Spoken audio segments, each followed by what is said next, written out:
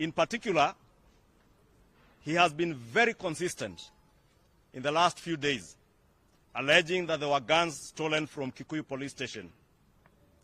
In fact, those firearms were stolen in the demonstrations in 2025, organized by Rigathi himself. Riggy-Goon is a disgrace to this country.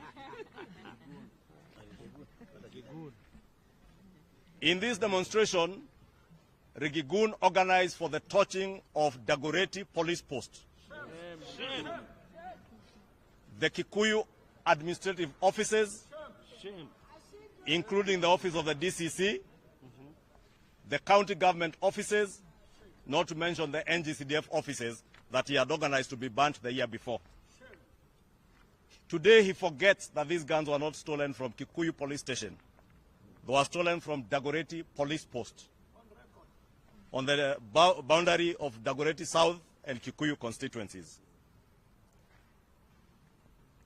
But the name Kikuyu cannot escape from Rigathi's mind. And I want to remind him that out of the 5 guns his goons stole, 3 of those guns were recovered.